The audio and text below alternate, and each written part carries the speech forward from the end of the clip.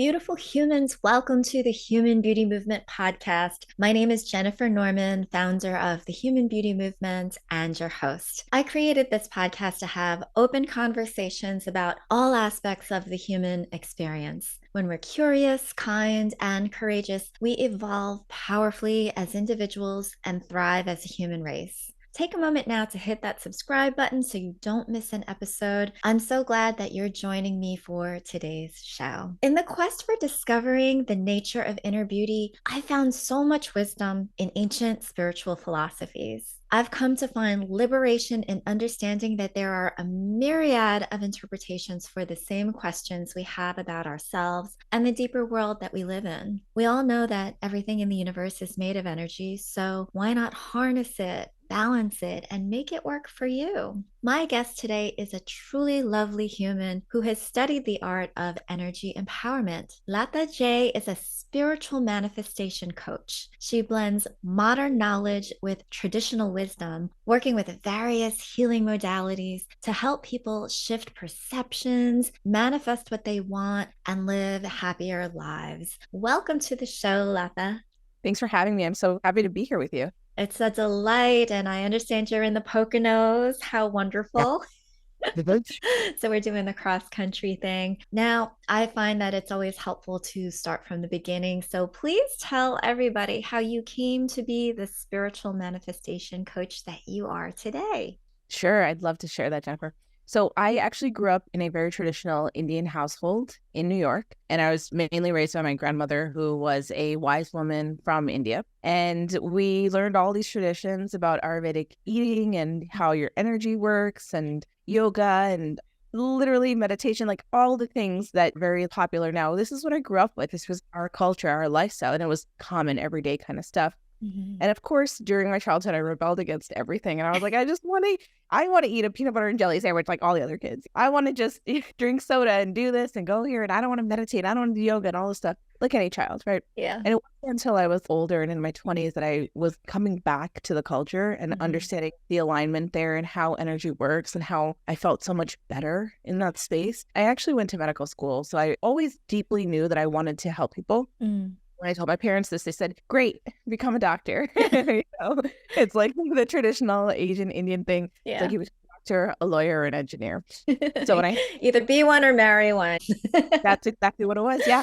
And they were like, "Perfect, become a doctor." And I was like, "Okay." So I went to medical school because I was like, sure, this is kind of the route. But about 3 years in, I was like, this is not for me. That there's such a misalignment there. I Mhm. ended up dropping out of medical school and then really returning back to my roots and trying to figure out what's my purpose, big journey of who am I? Went through the dark night of the soul, did a lot of different things, and then kind of came out of it finding my voice, some footing to some extent, and understanding that the culture that I was raised in and the traditions that I knew and loved was like coming home. And that's exactly what I wanted to do. And I wanted to help support people in their own journey of understanding themselves. And really, I stepped into manifestation because that was something that was so common in my life. And I remember even as a child, like I was in the first grade and I was talking to one of my friends about manifesting. And she just, "What are you talking about?" Like, what? First And I was grade.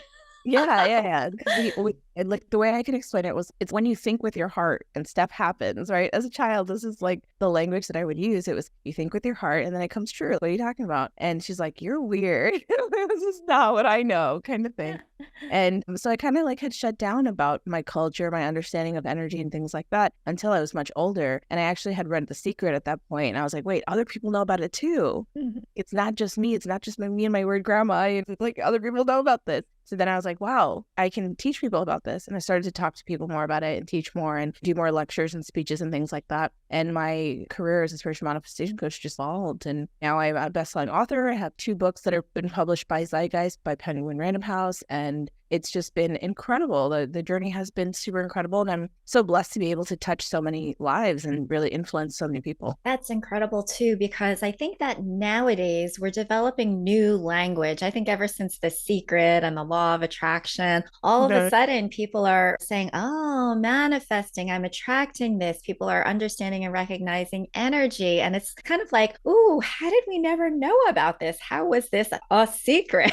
It's when ancient Yeah. cultures healers have known about this all along. It's almost like the Western society was just waking up to it and understanding the greater realm of the quantum field and calling things into you and how that happens, because so many people were living lives and being like, why is this happening to me? And why do I keep going and repeating the same circular kinds of behaviors? And they couldn't really figure out why that was happening. And all of a sudden it's like, oh, the light goes off and people are really understanding, wow, there is more to this. There might be something to it. And you start playing with it and you realize, wow, this is really powerful. It's actually true. You change your mindset about things, and then lo and behold, your life is built upon the path that you create with not as much effort as we were doing before, because everything before was really like, make it happen, push, push, rather than letting it just flow, rather than just letting it be. Yeah, exactly. Yeah, yeah. So tell us if you can. It's like trying to put the universe into a drop of water, right? But the idea and the concept of energy. And so for those of you who are new to the idea and this concept, again, we welcome everyone at whatever stage you are in understanding this. You, and even for me and for Latha, it's like no matter how many years that you have been learning this and practicing it, there's always something new to learn. There's always some new way of incorporating it into yourself. So, Latha, perhaps from your background, from your wisdom, from your knowledge, you can explain how the idea of energy and embracing and manifesting through energy works. Sure. My belief is that we're all connected and there's an energy that flows between everything. It's a life force. So some people might call it the vortex, energy work. I've heard it called stardust even. And it's basically like this substance, this energy that we can tap into to form any other substance. If you think of it like a stem cell, you know how a stem cell can then form any part of your body, and it doesn't matter. It's the same thing, but it can form any part of your body. It's the same thing. The stardust can then form anything in your life. And that's what manifesting is. But it involves you, right? You are the generator of this, and it involves your thoughts, your beliefs, your emotions, your visualizations, and essentially your actions, which is a big part of manifesting as well. There's a lot of different ways to skin a cat. There's a lot of different ways to get to this. You can go by saying, okay, I'm going to develop a plan and then I'm going to do these steps in order to get there. And I have a goal. And so that is one way of using the mindset to achieve a manifestation. And it becomes very physical. That is one kind of energy. When we here on earth as humans are in this dense form, a physical manifestation of energy, so that we can see it, hear it, smell it, taste it, touch it. That is one way of making things happen, of manifesting things. But there is another way, which is when you start from a place of knowing that it's already happening, that it's already so, that it's done. Whatever you're wanting, it's like, yeah, that's already happening. Then that is a way of, it's not even a biohack, it's a quantum hack, right? Of getting what you want. I love the way that you're sharing that, because I often say, like, don't hope for things, right? Hope is like wishing, but hope is like a waffle. It's kind of like, I hope it happens, right? But when you have faith, it's like a declaration that it's happening. It's already, right? And that's the energy that you want to be in for manifesting. You want to be in faith rather than hope. You want to be in knowing that it's yours rather than just like wishing or having that desire. Exactly. And so whether your faith is grounded in God or Jesus or Allah or Buddha or whatever it is, it's the same thing, because we have faith and we know down to our core that whatever it is that we need, we are going to be taken care of. Whatever it is that we ask for, it's going to be taken care of. Ask and you shall receive. It's in the Bible. It's in probably every ancient script. And it's a different interpretation of the same thing. It's of the knowing, that confidence and that belief down to our soul, down to our core and every amount of fiber. But it takes practice. Sometimes we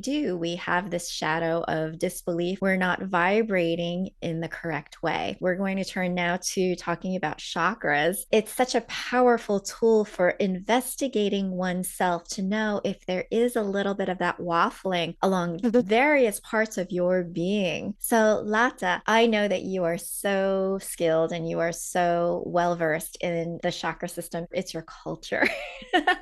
And so, if you would please let our listeners know, what is the chakra system? How do each of the chakras help us understand ourselves and what we can do to get into better alignment? Sure. So essentially, it's energy bodies in your body. And there's 114 of them, but the main ones that we talk about often are the 7 that are centrally located. So each center is like a wheel, and that's why it's called chakra. The chakras comes from the Sanskrit word of chakram, which is a wheel or to turn. So this is an energy center that has energy that is turning in it, almost like a turbine center. So all the energy flows into it and it's turning. So in the chakra system, it's not so that it's blocked or unblocked, but it's more so that it's balanced or imbalanced. So you might have one chakra, like your heart chakra, it's called the anahata chakra, that is imbalanced, right? And that can lead to issues in your ability and compassion to others and yourself, your loving energy, things like that. And when we really bring focus back into that energy system, when we are starting to align our body in a more central and core rooted way, then our chakras are more in balance. When we have a meditation practice, when we're focused on our spiritual energy, when we're focused on our physical needs, when we're nourishing our body fully and completely, then our chakra system is in alignment.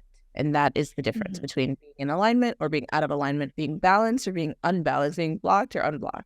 I had no idea that there were 114 chakras and that we're only focusing on the main 7. That's pretty wild. Can you start from the root and let's work our way up and explain the root chakra and how we might know if it's imbalanced or quote unquote blocked? Sure. The root chakra is located at the base of the spine. And this is the Muladhara chakra, the chakra that's represented by the color red. A lot of times we will see an imbalance here if we have issues with feeling safe, right? It's our root. It's how we feel the most structural and safe and structured in our core. Balance our base of who we are, right? Moving up is our sacral chakra, and that's located basically just below the navel, slightly below the navel. And that is the Swadhisthana chakra, which is the base of creativity. If you think of the area that it's in, it's where our sex organs are, where we're literally creating life. All of that is in that space, and that is represented often by the color orange. Further up is in our solar plexus chakra, or the Manipura chakra. This is represented by the color yellow, and often that's the space of confidence. Think you have a gut feeling, not sure about it, or your stomach turns when something happens. That's really where that instinct comes from in that chakra. Further up with our heart is our Anahata chakra, and that's associated with the color green. And this is the space of compassion, love for others, love for ourselves. All of that kind of comes here. The Anahata chakra is very special because if you notice, it's the middle of the bottom 3 and the top 3. So it's the connection of our earthly being with our spiritual self. And the top 3 more so represent our spiritual self. The bottom 3 represent our physical or earthly self.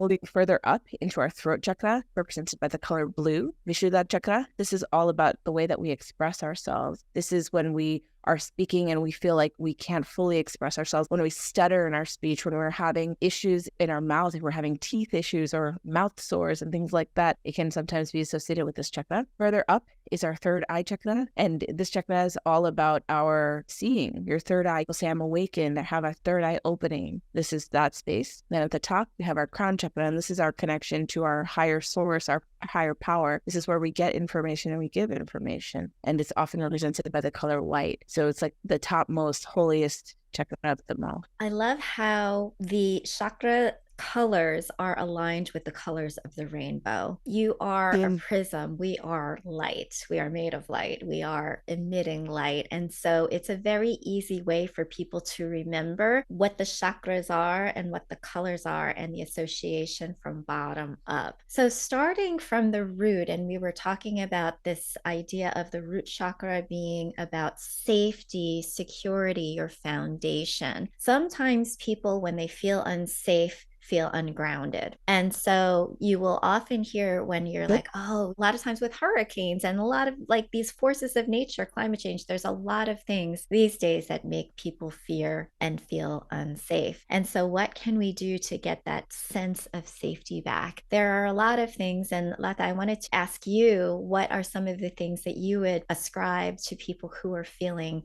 an imbalance in the root? Well, first off, just to do the practical things of creating safety, right? If you're around an unsafe person, get away from them. If you feel unsafe in some manner, like change your situation, change your environment. And then when we come to the more spiritual side of things, we're doing grounding work. Grounding work can look like spending time in nature, going for a hike, putting your bare feet on the ground and absorbing the energy of the earth and allowing the earth to absorb your energy. It's almost as if the earth is pulling away your sorrows. That's what I like to kind of imagine it as. and giving you energy and love into you. You can do yoga asanas. When you're doing yoga, that's a form of grounding work. There, you can light incense and have prayer, and really returning to yourself is a form of grounding on its own. I have spent more time these days barefoot, going outside, sticking my toes in the grass, just breathing in and meditating outside in nature because it makes me feel so grounded and so secure. I will often recite these mantras that are, you're safe, everything is okay, everything is always going to work out, everything is always working out for me. And so that is one of the things that I like to do, even just start my day, is to ground, and especially with nature, it's the best way to do it for me. And eating root vegetables, so I understand potatoes and carrots and things like that are very helpful for grounding or for helping to balance the root chakra. Okay, let's talk about the sacral chakra. This one's an exciting one. So when people feel a blockage, quote unquote, a blockage, or feel an imbalance here in creativity, in being able to generate new ideas, or frankly, of birth something new, what are some of the things that people can do to help get back in balance with their sacral chakra? To encourage your creativity is to really just to do things that bring you joy. And that might be in the creative sense of dancing. It might be in the creative sense of drawing or painting. I think a lot of times, especially in modern society, even in public schools, if you see the first thing when there's a budget issue that is cut out is the creative arts. Yeah. You know, it's music, it's art, it's dancing, it's things like that. It's so necessary to our life. And when we're in that flow of creativity, so much else comes with us. I'm a mom of 3 kids now, and I noticed, like, before your child can actually speak, they sing, right? Before your child can write letters and words and sentences, they're drawing. It's all that form of creativity is our root, it's our base, it's what's needed for us to then build upon anything else. So when we're not honoring that space, it's almost as if we're not honoring anything else that comes after it. It's true. And when society starts to stymie creativity and tell us, okay, you need to go along these orders, you need to follow along this script, that is unto itself stymieing creativity and causing us to feel more closed in. That curiosity, those ways of expanding and exploring, reading books, writing, the arts, the dance, the music, all of those things can be very liberating and can also help to get your creative juices flowing. And certainly surrounding yourself, I hear even color therapy, the color orange, or eating orange foods, things like that can also be of help when you are feeling a bit of a blockage in your creativity there.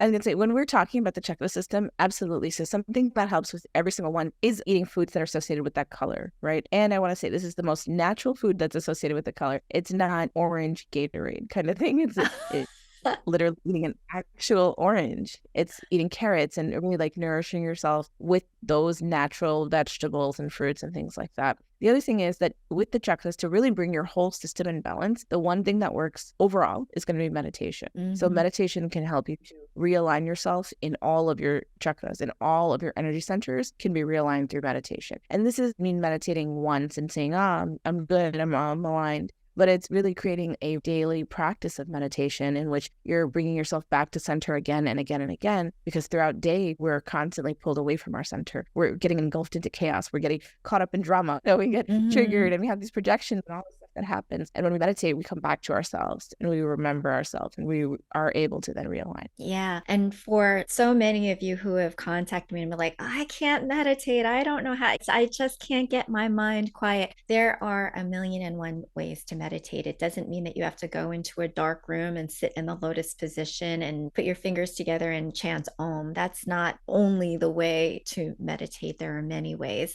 A lot of people do walking meditations. I find driving highly meditative, and I've heard from so many people that there are so many ideas that come when you are just driving because your mind is getting into a meditative trance-like state. Doing things like drumming, I took up djembe drumming. When you do drumming for a couple of minutes, just the sound of that beautiful beat can get you into a meditative state. So don't be put off by the idea of meditation. There are so many cool creative ways that will be right for you in order to be able to incorporate it into your life in a way that's joyous for you. Okay, so the next one, we're at the solar plexus now. Okay, the solar plexus is a big one.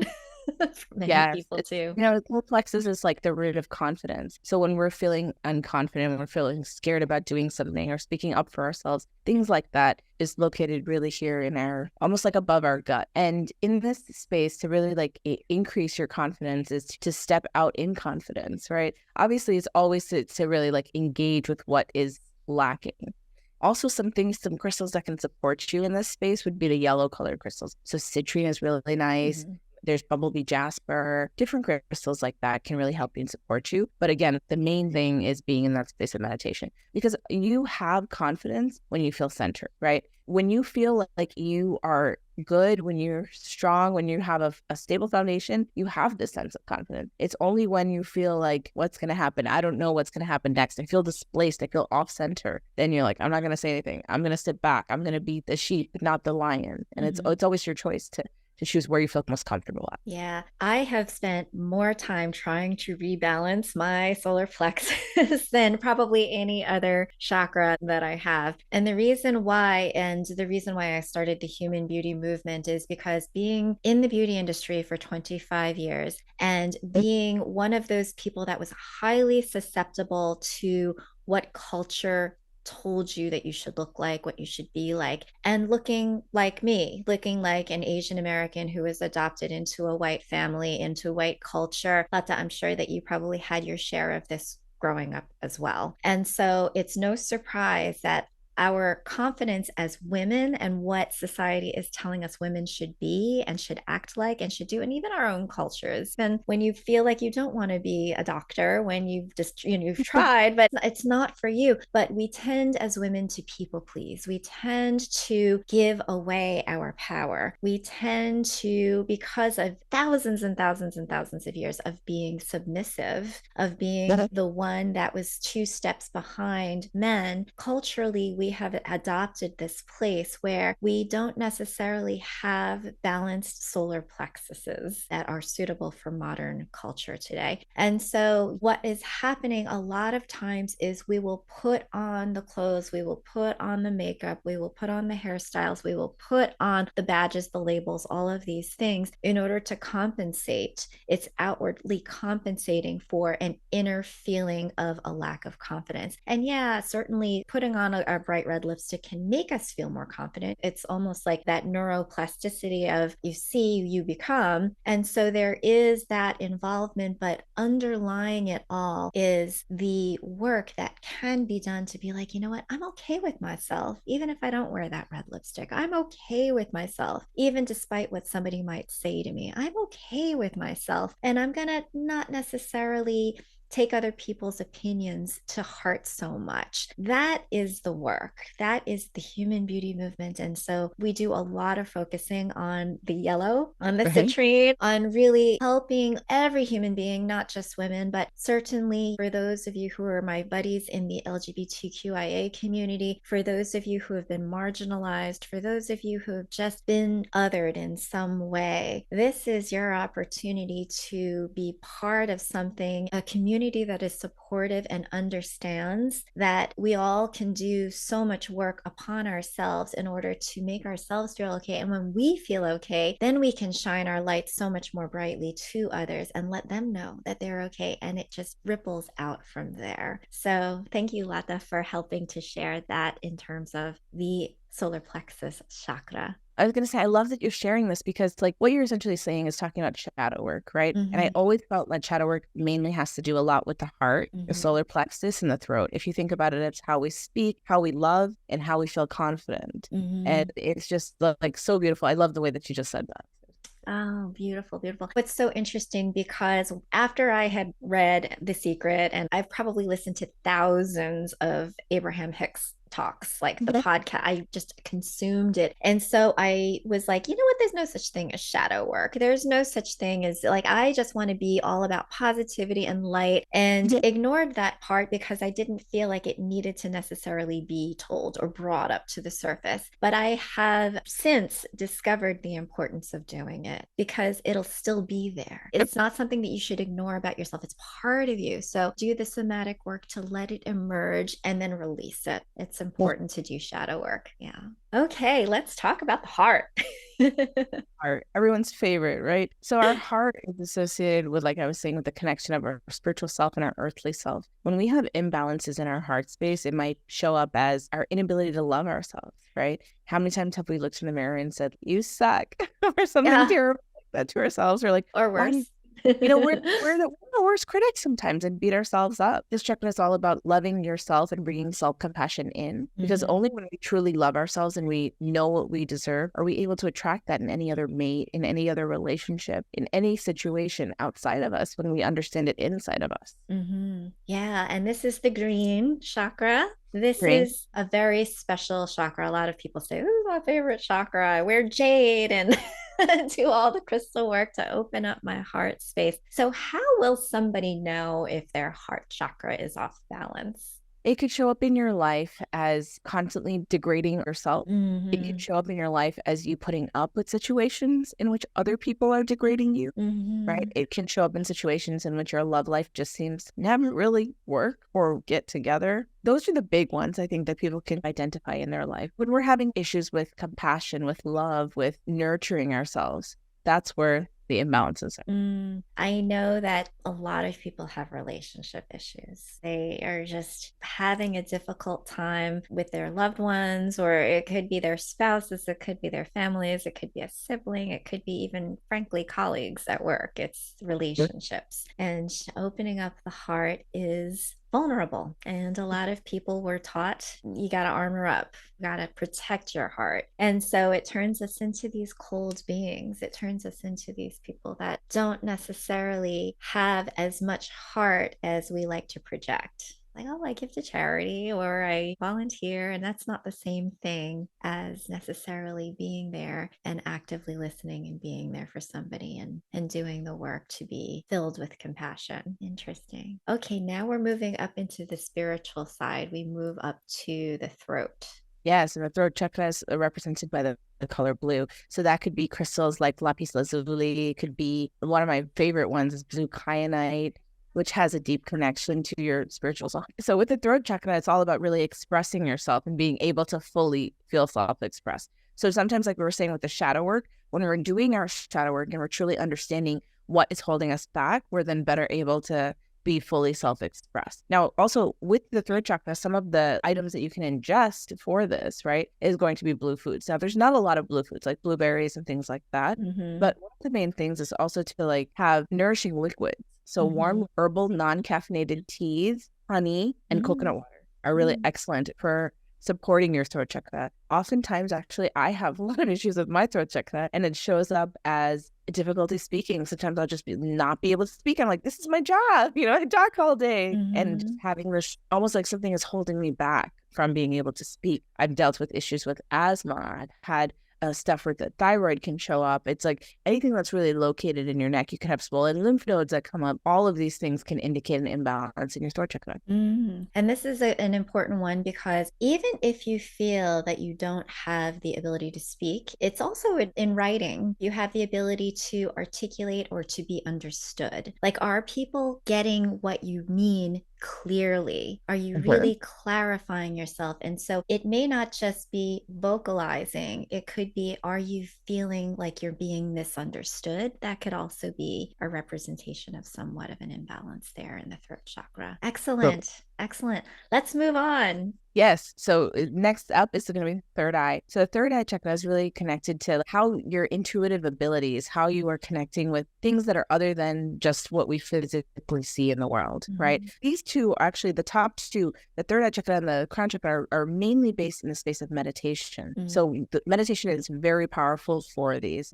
One of Mhm. the things that I think connects us best with our intuitive abilities, one of the crystals is actually a pop light. And it's one of my favorite crystals. It's Mm. like a light white color crystal that has like usually a lot of like formations together like a cluster.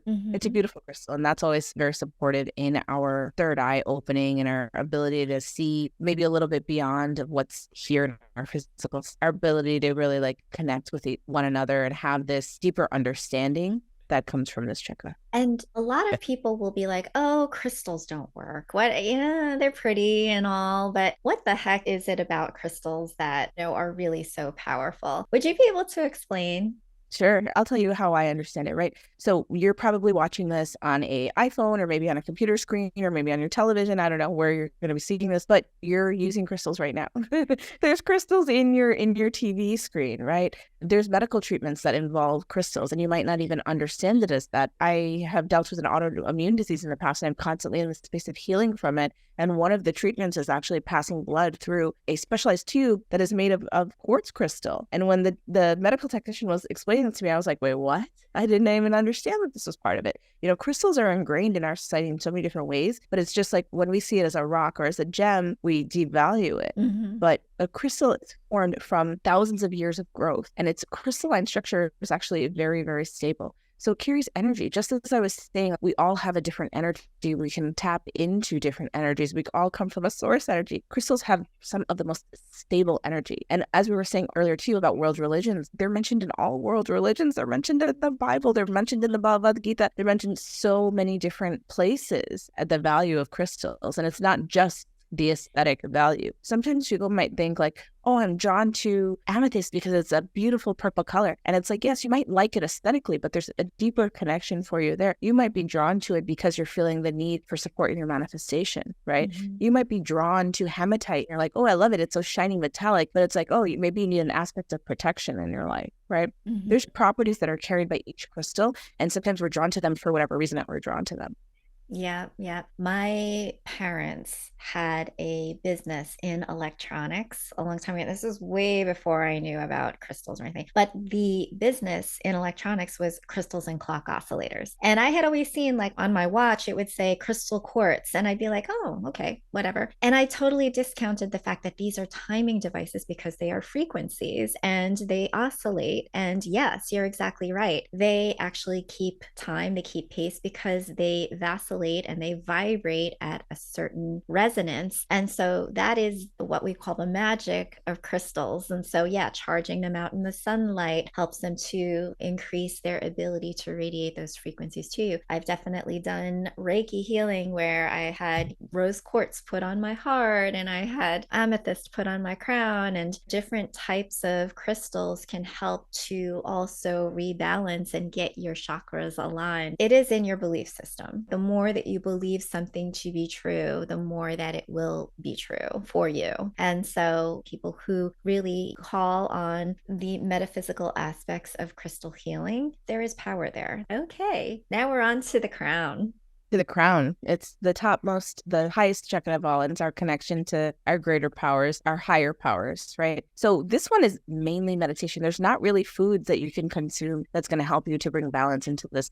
The main thing to rebalance your crown chakra is meditation. And like I said previously, it's not meditating once and feeling like, hey, my crown's good. It's having that consistent practice. Explain meditation as if you're driving down a muddy road and you're in the car and there's mud that kind of comes onto the windshield. And you have the wiper that comes up and the windshield wiper cleans off your view so you can actually see where you're headed. And you are the vessel. You are the car. The mud is society constantly coming and putting stuff on you. And the wiper is the meditation. It wipes it away so that you can then have the vision of your path forward and that you can kind of like take the next step and move forward and understand that. And it allows you this like connection to source. That's the crown chakra is all about your divinity, your connection to source and your higher power. And that's what happens through meditation. It kind of clears the path for those divine downloads to come in and for you to just have this intuitive knowledge and movement forward in your life. Yeah, I think that that is such a beautiful analogy. And when your crown chakra is blocked, you can start thinking too much about what is happening around you and, you know, what's going on in the world, and really forgetting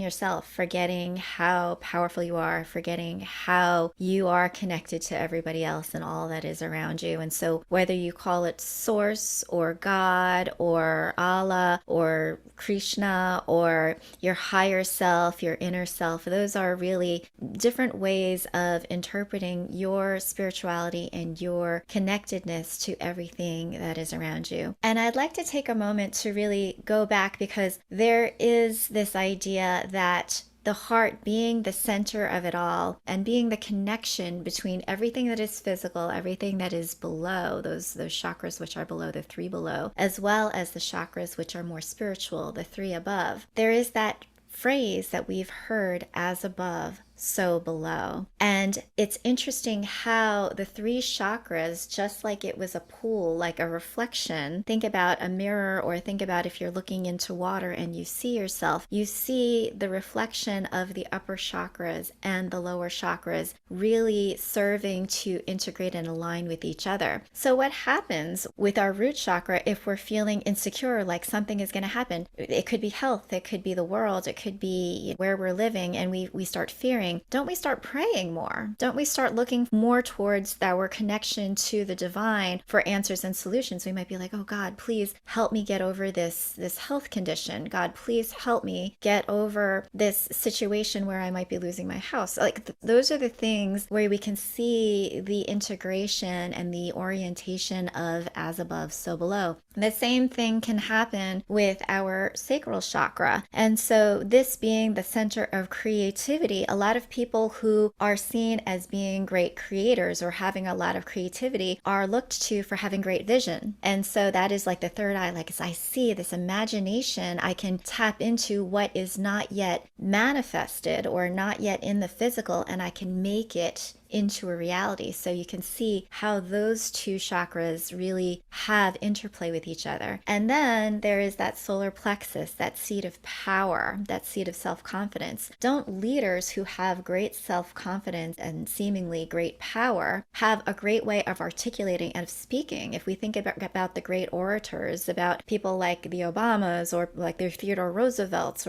or any great leader has an ability to articulate what the power is, and they're saying like, oh yeah, they've got a really great stance, they've really got themselves in this great sense. And then the heart is the connection of it all.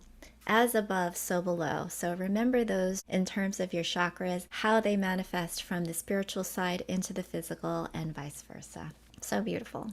Yeah, I love how you made that connection and how you're explaining that. It's so true. It is so above is below as well. Excellent, excellent. Well, Latha, I would love for everybody to know how they can reach you. You are a spiritual manifestation coach. You help people to really embrace their energy and harness it in order to get back into balance, to shift their perceptions, to live happier lives. And so I want people to be able to know how they can get in touch with you. Yeah, thanks. You can find me on my website. It's www.lathajay.com.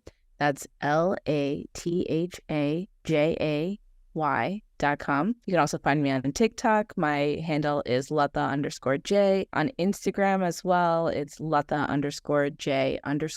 And the J is Jay, which is my last name. And I would love to connect with you guys. So if you want to reach out, feel free to do so. I also run an incredible group coaching program that has helped to transform so many people's lives. If you're interested in that, let me know. It's called the Journey Group Coaching Program. Oh, that sounds incredible. Latha, I want to thank you so much for your work, for being a beautiful human, and for connecting with all of the beautiful humans who are listening to the show. Thank you so, so much.